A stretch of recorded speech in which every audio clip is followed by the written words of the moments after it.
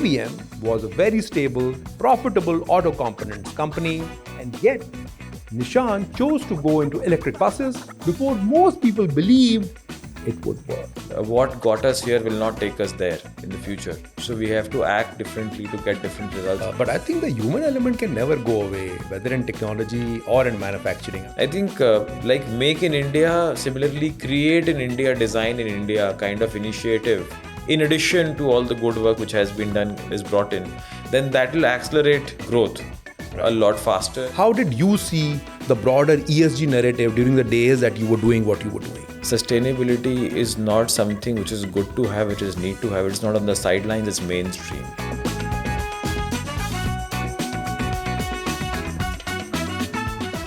In 2010, Nishant Arya came back to India after studying in the UK, walked into a business that was doing everything right, and decided to bet it on something India wasn't ready for yet. JBM was a very stable, profitable auto components company, a supplier to almost every major car brand on the road. Nobody was asking for a change. And yet, Nishant chose to go into electric buses before the policy existed, before the infrastructure was there, before most people believed it would work. This is a conversation about what it takes to disrupt something that's already working and what any leader can take from that. Nishant, thank you so much for joining us today on Future Unplugged. My pleasure. There is a lot to discuss, but before we get into all the serious stuff and hopefully take some of your learnings and your experiences, which can be useful to all our listeners and viewers, maybe start with something to just break the ice, if I may. Sure, please. So it's called two truths and a lie. It's something that I learned from my kids, etc. Okay. So maybe you will make three predictions. You know, if you just want to think it over about, let's say, the Indian economy, what's happening in the, let's say, the renewable space or the new energy space, and things about general, and maybe then I should take a crack at which one of those is possibly not exactly true. And maybe we'll get your reflections on that just to break the ice. Sure. So anything that comes to, like, which are the top three which come to your mind then? So I would say one would be that by the end of this decade or by beginning of 2030s, 100% or majority of all the public transport in India newly deployed would be electric. Secondly, it could be that again more than 50% of India's power comes from renewable and different kind of storage solutions, again within, let's say, next 5 to 6 years, so again early 2030s. And thirdly, it could be let's say in a span of next few years you don't see any people on the shop floor, and they are ghost factories, as you see, or dark factories as you see in our neighboring countries in few areas. Well, I mean, Nishant, I have to say that I'll go with the third one here, because the first two, yes, I mean, we are certainly on the renewables journey. Whatever you have done on EVs, and we'll speak about it, etc. But that space has really warmed up, etc. And India's dependence on thermal has been going down. Of course, albeit the last 2 years have been a bit different. But I think the human element can never go away, whether in technology or in manufacturing. I mean, this is not for me to say, but is that so? Is that the right one? Or Yeah, absolutely. Because I think just the roles which people play would change, and the roles would become a lot more value added with the incubation and involvement of AI and IoT and machine learning and the way people are evolving today. I think that will be a big change which we'll foresee, and machine to machine connectivity would get enhanced, which will definitely bring in a very high level of productivity, and people would be really focusing on centers of excellence, value added jobs, quality product, and amongst many other things. yeah, I mean, I must say that I was a bit scared, because these days, every day, Like, you see Anthropic has come up with something. And then I was speaking to my son, and he said the following day, I saw a message. He said, Dad, do you know OpenAI has come with version 5.5, which is even more powerful? And, so there is disruption every day happening. So you really Yeah, get yeah, scared yeah. at time as to where this is taking us. Absolutely, absolutely. You have to be consistently on the treadmill. Oh, yeah, exactly. And, just to be aware so that you can Yes. have a discussion, really. Yeah, yeah, yeah, yeah, yeah. So, Can't agree more. so that sets us up well, hopefully, Nishant. And, I want to start with your journey, and, go back in time when you came back to India from the UK.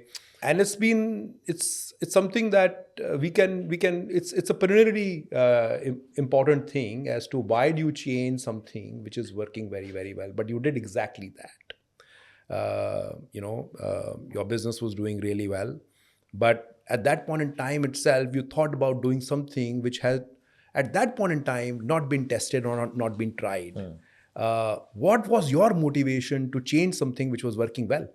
See, the genesis always lies in, I think, past and present both of all such kind of actions which people take. And when I was in college and then post that, I got great opportunity of working in different European and Japanese companies to gain experience. And that's where I understood the power of technology and how technology driving value was a key enabler. And clearly, I wanted to look at developing, creating something which I could call my own baby going forward. And that is when I realized that I should look at something which is driven by technology. And, always you are not focused on scale only. I feel that the relevance which your work has for the society, country, and the world at large, and it is scalable, is a real impact. And that is what I was trying to build then. And that is where I saw that there's a good opportunity in the area, coming from the automotive industry originally, having seen the industry, hearing those conversations as my father built the complete business on the auto components and system side. So obviously you are having that comfort with that sector as well. So there, public transport was an area which was not very well addressed, and there was no player which was particularly only in the public transport or in the bus space. Yeah. And there I saw an opportunity, and definitely we started working in that sphere and putting a team together and working on things. I think rest is history, but definitely that is what would give you a kind of alignment and kick to understand how are you impacting people's lives. Yeah. No, I'm sure you're making it sound very simple, but I just want to dwell a little deeper on that. Sure. I mean, it is not something which is which comes without capital. So it is a really capital Sure. intensive business. Possibly could have been thought about by some as ahead of its time, because there was you're doing really well. Yes, we had to focus on sustainability and so on and so forth, but we hadn't possibly announced our ambitious goals, whether it was India or whether it was the globe. And yes, I think everybody acknowledges the need for how Indian cities should look different and should be breathable, but still to actually have the conviction to get into public transport, to make green buses, which are very capital intensive. There must have been moments when you possibly would have thought that is it right time now or maybe 5 years later? No, so I think one very important aspect which really gave me that confidence was that my father always had that confidence in me, and which was very reassuring. And seeing that I know whatever you'll do well.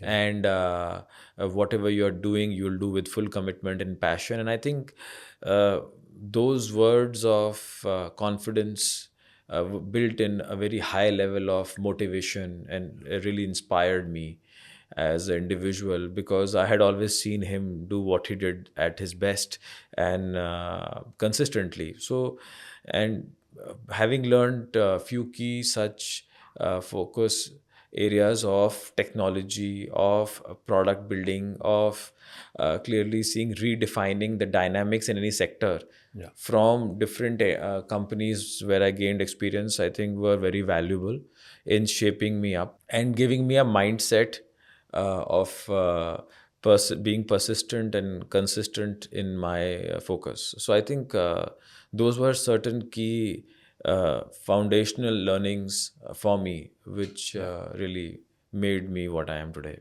Yes. So the enablement came both at home, which was very Yes. important through your father's conviction about what you were going to do, and also everything that you had learned prior to Yes. jumping into it.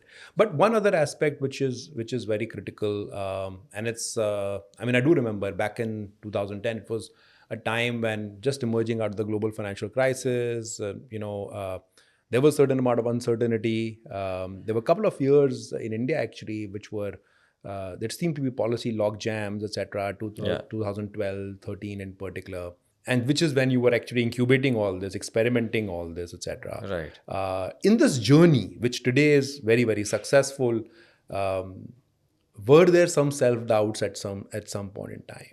Yeah, definitely. I think at times, and I would give examples. So one of my first visits I had to Israel about 13, 14 years ago, where I heard that they were just looking at incubating startups, and they were incubating focus areas on sustainability, mobility, energy, which was not the traditional focus Yeah. in 15 years ago in their segment, in their country. So there, they had this concept called fail fast, fail cheap. Right. So, which really struck me and shook me up, that they would see that majority of founders who had failed in the past really know what to do and what not to do. And for them, success matters a lot more than a first timer who has just come up with a startup or something, and they used to get majority of the funding. So I think whereas many of the countries including India, I had seen everywhere that it was a taboo. If you have failed in the past, then people would not entertain or engage with you and all that. And I think that was really reassuring for me, that that if you have to do is you should do it quickly, and if something doesn't work, close that down and start a new chapter and then Right. move on. So that, I think, gave me a lot of confidence and focus to build things up. Yeah. So, just one final question I have in mind. During this time, and particularly when everybody would try and do something like this, one would always go to someone who would challenge me to make sure that my conviction about something new that I was trying to do was at an elevated level, and I'll drive it with the passion and with the energy, with complete conviction. Was it your father or was it somebody else in your ecosystem? No, it was my father. Then I was very lucky to have a great team Right. and different stalwarts of the industry who had joined the organization. And I always believe that, generally many founders at times start with me. So, journey from me to we Right. is very, very important. And Wonderful. at a very early age, this is something which was inbuilt into our organization structure at a group level, that how professionally you are able to take things across. And I believe that, many people have contributed in my journey to really understand how to look at things, how to evaluate opportunities, how to really go that extra mile becomes so important. And I have always felt that, that the past should not become the mortgage of the future.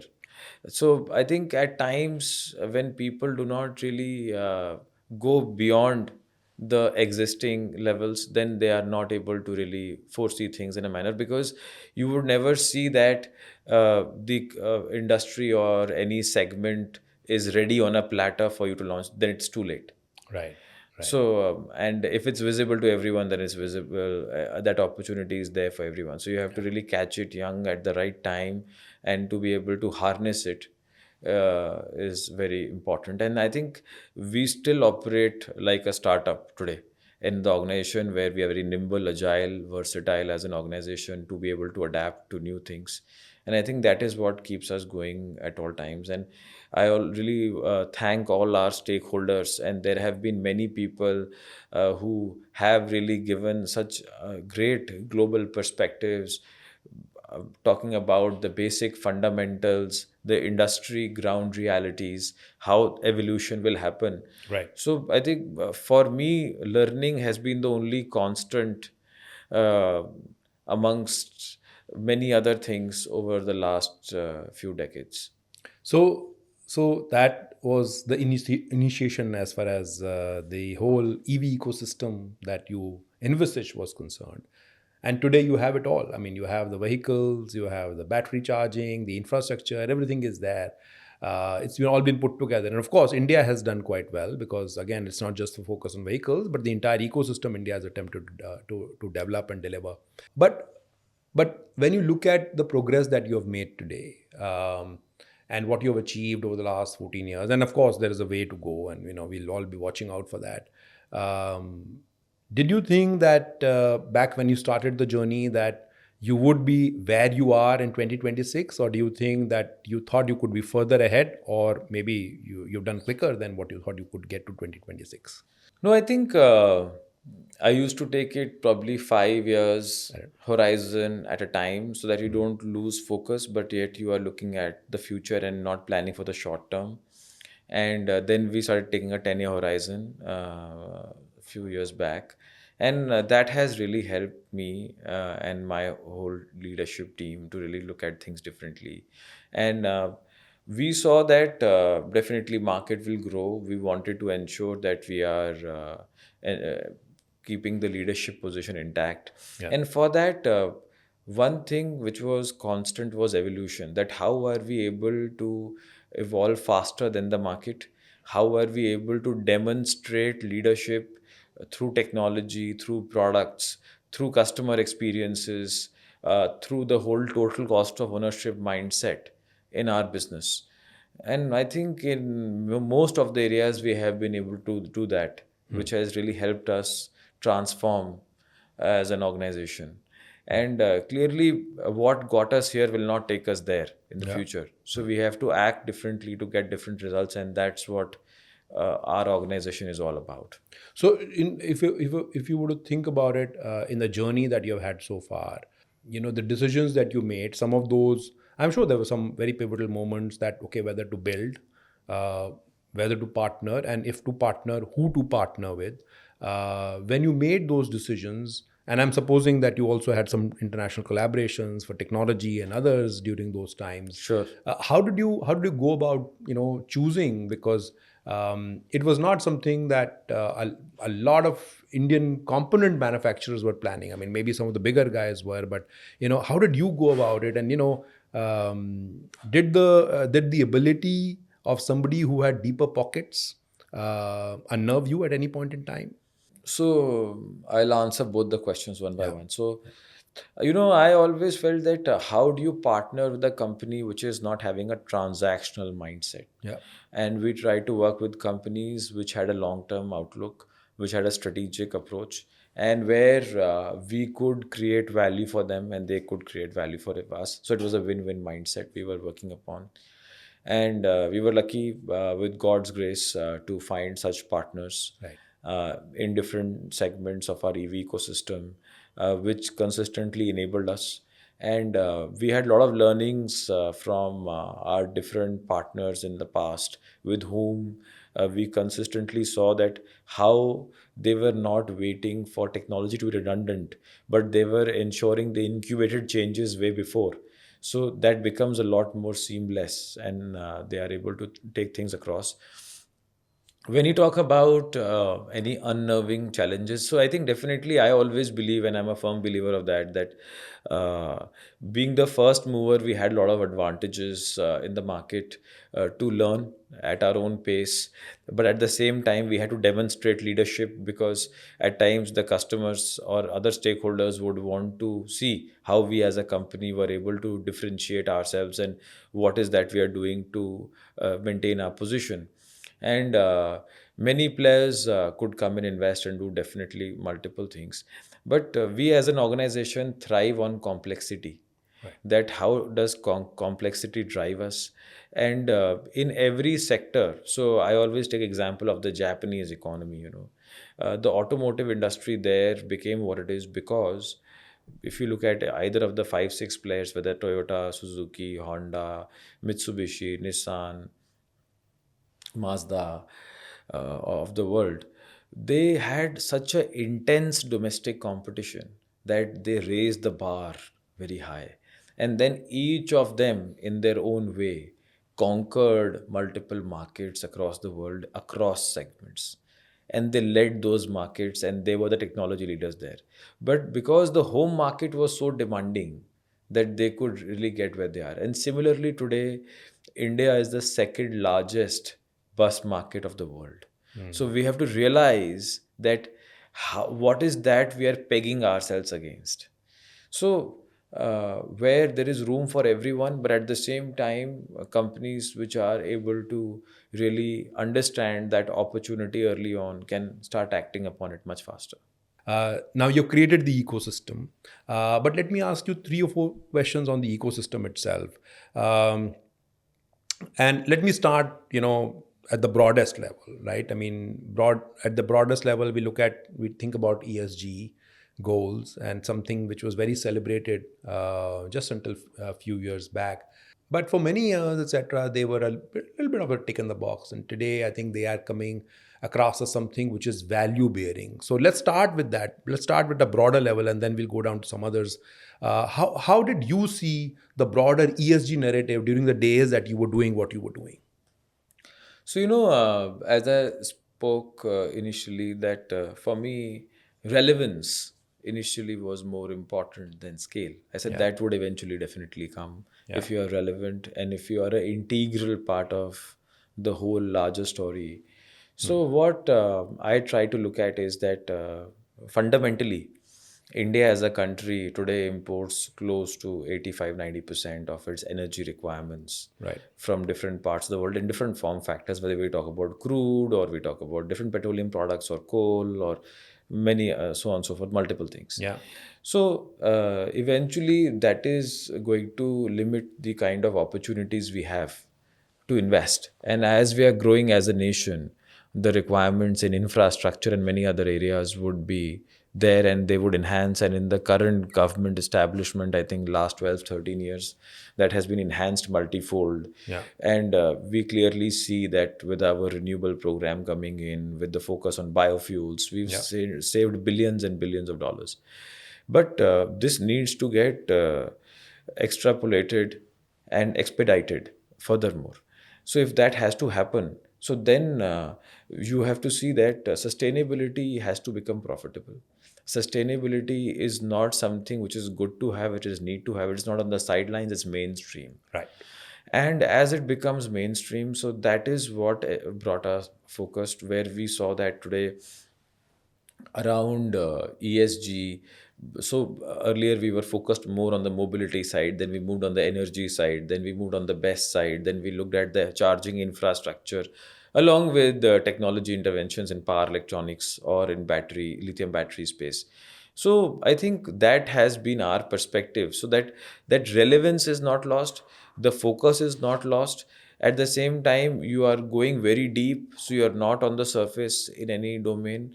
You are having that kind of commitment, long term commitment, and knowledge, which is driven by our people, which is driven by the ecosystem, which is driven by the long term outlook through our global partners and our teams Yeah. and stakeholders worldwide.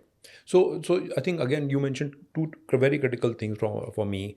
I think one is the ecosystem that you have built. almost you have got to the well to wheel, but you're also now a very integrated player. There's backward integration that you have done. There is some forward integration that you have done it. Now, which of the components of this ecosystem that you have put together was the hardest for you to put together, whether it was the charging ecosystem or whether it was the battery ecosystem? Which one was the hardest for you also from a policy standpoint? Where did you find the biggest bottleneck? See, I think every step was tough in its own way, because when we moved from just being a auto component company in one business to another business making buses, so then the perspective was, how do we understand the full vehicle? What is our right to win? What is our inherent strength, which we had to build and demonstrate. When we built that, and we were looking at electric vehicles more than a decade ago, then at that time we said, what do you understand about high voltage? What do you understand about batteries? So then when we started looking at batteries and we made electric vehicles, we should look at high voltage batteries. Then we say, how do you understand safety? So then we had to build that capability. So when I was talking about complexity, so thriving on complexity meant that how we are building those layers of knowledge, Right. and that ability of learning at a very fast pace and absorbing technology and then creating technology parallelly. So I think that was very important. And post that, the high power electronics, and then when we reached there, we saw probably we have reached a pinnacle of knowledge, but that is baseline for the future at the same time. So that's when we moved to infrastructure, mobility areas, charging infra, and being able to see that how does customer experience become so very important, moving from product to experience, moving from just technology to value proposition for the end customer. I think those were certain key changeovers. So at every juncture, we had to evolve, we had to learn, we had to scale up, and we had to understand the nuances of each domain. So, which we have been trying to do, and I think best is still yet to come. We are just scratching the surface in our country, having the benefit of today's growth trajectory. It is a great feeling when, as an Indian, you go abroad worldwide and you see and you engaging on different technology basis, how as a country our total perception and format has changed, and which also gives you a huge boost to really do a lot more than you're doing today. Yeah, I think I remember you mentioning you launching your EV in France a couple of years back, and I'm sure it's a matter of huge pride. But just on that topic, the policy framework for much of what you were trying to do was also evolving. Yeah. Do you think it's kept pace, or do you think that we could have moved faster? No, I think policies have evolved very fast. Focus on manufacturing has come in a big way. Localization has come in a big way. I think one area where we as a country, on a larger scheme of things, have really focused with the ANRF coming in, and then research and development being a focus there. I think like Make in India, similarly Create in India, Design in India kind of initiative, in addition to all the good work which has been done, is brought in, then that will accelerate growth a lot faster, and the value add in Indian market would be very large. So what we are doing today for many other global companies as engineering design centers, and millions of engineers are doing that today. So I think that opportunity is available, which is being addressed in bits and pieces. But I think holistically, if that is taken up, it will bring in a paradigm shift in the country and the mindset of people, how we are evolving, and especially with the current evolution of AI. Yeah. That enables us to do that at a much faster pace. When we are working on it. So let's talk about that. I think those are the two things that I haven't picked up with you. I think you mentioned technology and AI. So that's one aspect, because what is the role that is already played for you in where you've got to so far? And considering that there is so much disruption today, how do you think you will be leveraging AI and technology going forward? Let's just pick up that one first. So I would say technology is the bedrock of our organization. So today, if I see, we invest probably about 3 to 4% of our revenue into engineering, R&D, technology areas, and that is the bedrock of the whole group and different businesses. Right. And on the other hand, when we look at technology, I think that is what ensures our competitiveness. Right. So we see technology as a great enabler and rather a differentiator for ourselves in domestic and global markets. And that's why today, when I see and hear from colleagues, we launched our vehicles in Dubai and Middle East last year, and fantastic response. And when we get compared to companies from China or other countries, they say that you are a technology leader, your product is standing out. So I think that is what gives us reassurance and clarity that, focus on technology is not good to have, but it's hygiene Yeah. today. And that is something which is part of the DNA. Yeah, focus on technology is hygiene. That's very well put, Anisha. And I must say that it's something which we tend to fear at times, but you actually brought to life how you can leverage it and create value of it already. But the other thing which I wanted to pick up with you, Nishant, was that in your journey, whether it was back in 2019 and then, of course, COVID, and then, of course, more recently, there have been multiple supply side shocks which have Sure. come in, to your what you were trying to do or what you Yeah, were trying to yeah. create. And yes, we all keep talking about every time this is an opportunity for us to indigenize further and localize and do the whole India piece, etc. How has that been for you? The supply side shocks, have they tempered your exuberance about where you could have got to? I think COVID was a big teacher, and we really learned a lot of lessons then. And clearly, as an organization, as an individual, personally, professionally, both, that the complete risk assessment framework, risk mitigation plans were, I would say, not revamped, but we built again from scratch, Right. because Completely. never in the past had we envisaged anything like this. And this was a totally different ball game and totally different challenge which we were addressing at that point, and not only for us, but I believe for everybody. Yeah. And that's when we realized, that de-risking on supply chain with different suppliers, with different geographies, with different modes of transportation, with multiple technologies, was extremely important. It definitely added another layer of commitment, of relationships, of engagement, and people had to toil hard to make it a reality. But I think that has really helped us to sail through in the last 5 years with multiple geopolitical, socio-economic Yeah. challenges which have come up and still exist. So, I mean, I always keep hearing that every disruption in the marketplace, every distortion creates an opportunity for those who can take it. And certainly, it appears that you have learned from each one of those and taken that as an opportunity to grow faster. I mean, just basis your launches recently.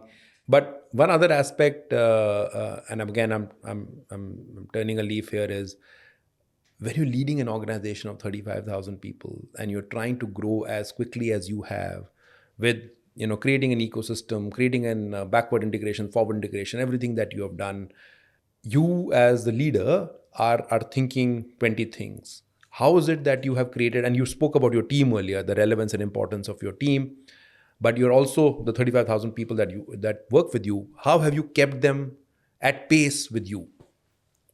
So, what we have tried to do is that our not only complete leadership, but every JBMite, as all JBM colleagues, we are all called, they are really partners in the success of the organization. And in JBM, we have a rule what we call 1 plus 1 11. Right.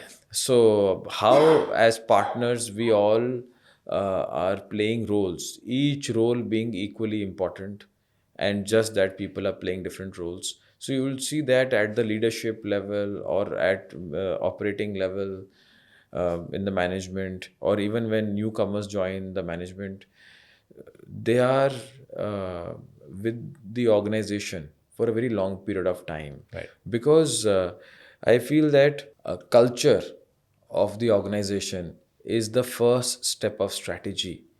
And in our organization, I always share with my colleagues that each individual, irrespective of their roles, are first responsible for the human capital. That's the most important capital, irrespective of the kind of business you are in.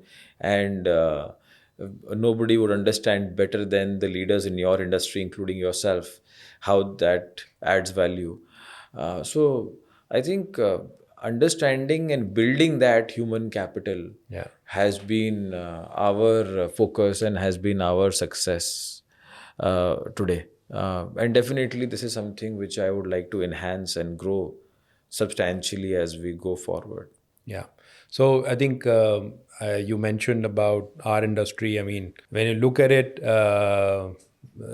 we always look up to mentors. We always look up to people who have coached and guided us during the toughest times, etc. But also, I think organizationally, what efforts does the organization make to upskill you and stay engaged with you? For you, Nishant, and for JBM, how does the people engagement and making sure that they are relevant to your thinking, they are being upskilled, how do you make sure that they keep pace with all of that? So we keep ensuring that at all times different kind of interventions Yeah. and engagements with which people are having experiential learning or peer-to-peer learning, and we have multiple tie-ups with the different institutions in India and abroad to engage and support us on this activity. And we focus on developing the individual development plans for longer term, and constantly like to recognize high potential, which we call high pots, Yeah. to develop them with different tools at multiple junctures. And then our policies, systems keep evolving to enable the same, because for the organization to be agile, nimble, and to be on a growth path, we have to do that. But I think one more thing which at least I learned from my European counterparts back in the day is that how do you ensure and create that bandwidth at all times? So we always try to see that in our business, we create that, go that extra mile and create a bandwidth which is not meant for today's business, Right. which is meant for driving growth for the future. I think that is very important. Initially, I feel that many people used to feel that why do we create such bandwidth? But I think the last few years, Yeah. we have realized the intrinsic value Yeah. such bandwidth adds to the organization. So some of those people are like evangelists who are thinking what next, what will Yes, come next, what yes. disruption will come next, and how JBM will do better in that. Yeah, wonderful. I think that's wonderful. You know, you've run a significant transformation of your teams, your people, and of course your business. It is delivered at the end of the day by people and by teams, management teams, and invariably when you ask those shifts to happen, we see that. It's really the middle layer, people who have experienced the past in some ways, who could be a bit diffident to change and Yeah, yeah. make it a bit harder at times for the organization to move at pace. Did you experience that, or how Yeah, was it for yeah, you? I have experienced that and I still experience it regularly.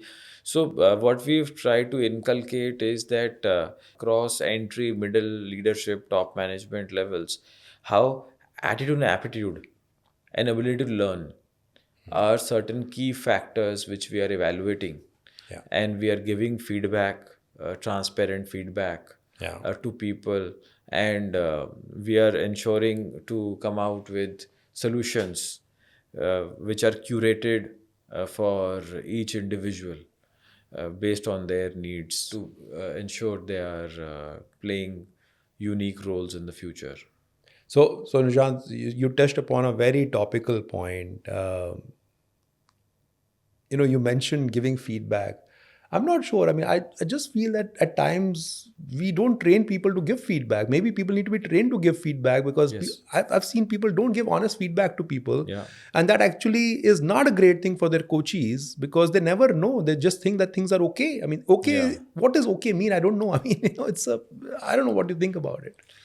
No, I think what you're saying is absolutely right, and that is not only because of the individuals. I think as a culture in India, not because people are not transparent. People do not want to hurt other people Not give bad or news. give bad news, Yeah.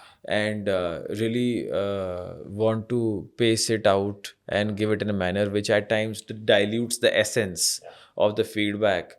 I really learnt it from a few of my German colleagues Right. that who are pretty direct, straightforward with their perspective, so that the other person is not really confused. And I think coupled with that German way of giving feedback and engaging with peers, coupled with the Indian culture, I think brings the perfect blend Yeah. how to do things. And I personally feel that there is no standard formula, is a customized package which every individual should get from their peers and their superiors and bosses, to see that that is a responsibility and accountability each one of us have. Right. Right. Yeah. No, I think that's very well said, and I think there's some key learnings for all of us from what Nishant you just said. Uh, Nishant, moving forward, you represent India at multiple multilateral forums, including the COP and Davos and others. And I'm sure you've seen the evolution, Yeah. and the respect for India grow over the years. And I'm sure there is still some feedback. I mean, we haven't attained nirvana. There is much distance for us to grow and go. Where do you think India is currently positioned? And if there were one or two or three things which you think we as a nation could do even more to embellish our positioning in the global network, what would those be? I think there hasn't been a better time for India since our independence.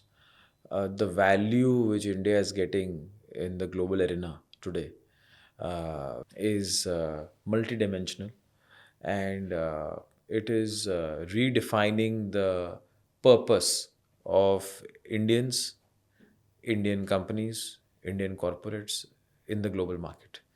And that is where I personally feel that establishing India as a leader of the global south, or looking at the multiple free trade agreements which have happened, creating an open market, and seeing that we as companies get equal opportunities or substantial opportunities in global markets, developed markets, developing markets, I think brings in a uh, paradigm shift in the way Indian companies used to operate and think.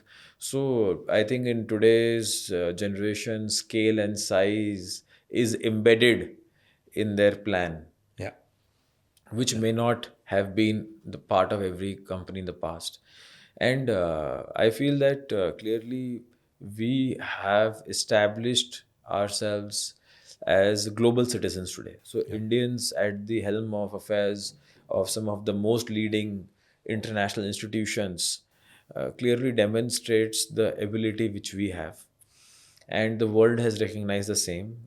So, that gives India a great opportunity to be able to grow exponentially as a country, and address the needs of the global markets, and see that how we emerge clearly in the next few years amongst the top three economies of the world. Yeah. And being amongst the top four countries in the world with our GDP, Yeah. even with such a ever growing population, with a clear democracy, I think is a very, very mammoth feat to achieve. Yeah. And kudos to our current establishment, Honorable Prime Minister, and the full leadership of the country and the corporates and all key stakeholders. So Yeah. it is not one but all who Everybody coming have together. contributed very meaningfully to ensure India where it is. Yeah. But definitely, I see that next 20, 25 years is the golden age of India, where tremendous growth and development opportunities would be available to Indian companies. And I think we can create very, very frugal solutions for the world. So there is no cookie cutter model for India, which I believe Indian companies have to follow. But we have the opportunity of chartering our own path. Yeah. And as we hear and we have seen, the mother of all deals, the EU free trade agreement, or the UK free trade agreement, or our participation in Middle East with the RCEP with multiple countries, and in the Asia Pacific, what we are doing, the engagement India has brought in BRICS, and the kind of proximity which we have built with Africa, different countries in South America and Central America and the Caribbean region. Parallelly, what we have brought on our East policy with Yeah. the recent visits of the Japanese and the Korean leaders, Yeah. I think puts India on a different pedestal, and a lot of things are happening. Yeah. We just need to see that how can we contain this Yeah. and accelerate it at a faster pace so that we as a country are able to enhance a lot more value. I think, but one thing which is getting enhanced and will become a larger piece going forward is the GVC, the global value chains. So today, India is less than 2%, but I feel that it can grow substantially to a very high single digit or close to 10% Close to 10%. in times to come with the kind of opportunity we have at hand. Got it. Got it. No, very, very clear. I mean, do you see productivity in Indian factories? For I would say even in Indian services, for that matter. Of course, we talk about agriculture, but we'll keep that out. As an issue, do you think that we can do more there? I mean, we have the right platform. No, definitely. I think in last few years, automation, technology, productivity, first time right, quality focus, global products have been a very good focus for us and a game changer for India as a country. Yeah. But I think we have a long way to go to disrupt the global markets and to really take a lion's share of the GVC. We need to really change gears and go for a totally different approach in terms of how we can contribute in a very substantial and meaningful manner for multiple countries on different areas of strength which we have in multiple sectors. So I think there's a huge opportunity lying ahead, waiting to be harnessed Yeah. by Indian companies. Yeah. And I'm sure, Nishant, you're going to be anchoring a lot of that opportunity that you just spoke about. So we'll move to the last segment, which is a little bit about Nishant, the person. With all the travel that you do, with everything that you've already created, what do you do to unwind? I personally see, the few things, whether it is my kids or my wife Srishti or my parents or my friends, spending time with them, quality time. I'm extremely fond of Formula One. Right. Being a big believer of right speed and balance, I think has added tremendous value for me personally always. And Formula One resonates that. I feel that a few other things in addition to that, like I'm very fond of running. Right. So I think running really helps me to keep going and to really cleanse myself and detoxify. Right. So to recharge myself personally, and I'm quite fond of music. Right. so which is extremely de-stressing for me. Right. And yeah. So, do any of these factor like before you go to sleep? I mean, some amount of meditation or just some music or Yeah, like my parents and especially my father was very particular. Since childhood, we used to do yoga and meditate. So growing up, we've done that. We've had a very healthy lifestyle towards what kind of life should be. Whether even my grandfather and the whole family at large, uh, clearly, and believing in the Vedic values, right, and uh, seeing that how in life you need to see and focus upon multiple things, because eventually the value system is the DNA, yeah, which is a driving force, which drives you to work every day. And yeah, I always believe that if I am passionate, or for that matter, anybody is passionate about anything, they'll do that well. right, So, doing something not for the heck of doing it, but doing something because you like it, you love it, yeah, or you are raring to go towards it, right, I right. think is the difference you need to make to your own self to be the best version of yourself. Wonderful. Nishant, one more. I'll take the liberty of asking you. You travel a lot. I Sure. mean, how does your family deal with it? I always believe in one thing, that wherever I am 100% there. Right, So, if I'm at work, so I would be fully focused on that. If I'm at home with my family, I would be fully focused on that. So, I believe a lot more on quality than only quantity. And definitely, I think different interventions which we do, small breaks we take whenever one can, right, always makes all the difference. right, So, and that is something which has really fueled me, and they have been extremely supportive, right. which I always recognize and see, which is a very key enabler. So, I have that peace of mind. Right. So if I may ask two final questions. One is that I'm sure there are a lot of people who are behind your success, but I'll still ask this question. If I were to ask you that one person who you think has had your back and has always been an inspiration for you, who would that person be? I think true inspiration from me, and knowingly, unknowingly, learning directly, indirectly, learning has been my father. Yeah. So he has been a great teacher, extremely patient. I just always believe, even if I can become an iota like him, I would have achieved a lot in life.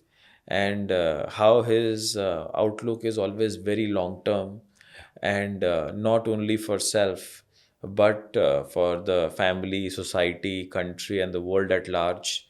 And seeing what he has done and what he's doing, and the kind of zeal and passion and enthusiasm he has, uh, is phenomenal. I think the spirit of learning which I have got, and I think till today, I personally feel that I just know an iota of what I would like to learn and do.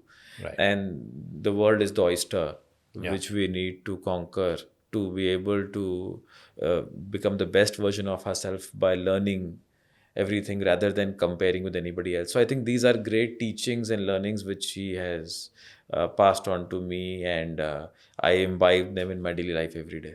Yeah. So the world is the oyster. So on that note, my final one is that let's assume that we are sitting in 2035 or 2036, 10 years out. What would Nishant have achieved professionally and what would he be doing personally? So all the professional achievements are not mine. I am just the face of the organization. They belong to my family. They belong to my colleagues, all the JBMites, all the stakeholders. It would be wrong on my part to say they are mine.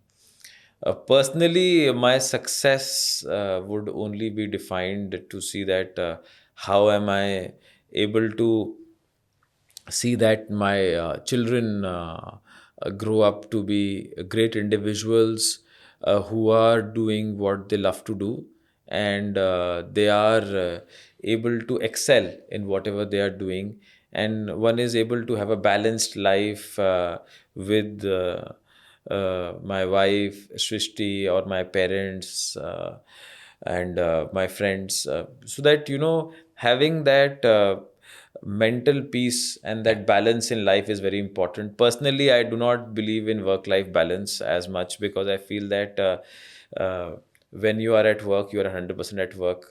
When you are in your personal engagements, you are 100% there, so there is no balance at that in that case. You need to just focus on what you're doing at that given point in time. But the legacy continues. I think that's clearly the message that Yes, I'm legacy getting. continues, and I think those are the learnings which we have and which we would like to spread and share. If anything is kept in a confined area, Yeah. does not remain same. It either goes down or it goes up. So at all times, one has to spread and share and ensure that how are you able to uh, see that all the learnings and know-how you have are going across to all stakeholders Yeah. Share. and share with everybody. Yeah. Wonderful. Nishant, thank you so much for joining us on Future Unplugged. It's been wonderful conversing. I'm My sure there are a pleasure. lot of learnings that I myself have had. And of course, I thought I know you, but I got to know you a little better. Thank you so much for No, no, joining us. pleasure is mine. I think I have learned a lot from you today. Thank you. Thank you, Nishant. Thank you. Thanks a lot. Every time that I sit down for one of these conversations, I walk away thinking about something I wasn't expecting to think about. This is Future Unplugged, and I'm Sanjeev Krishan.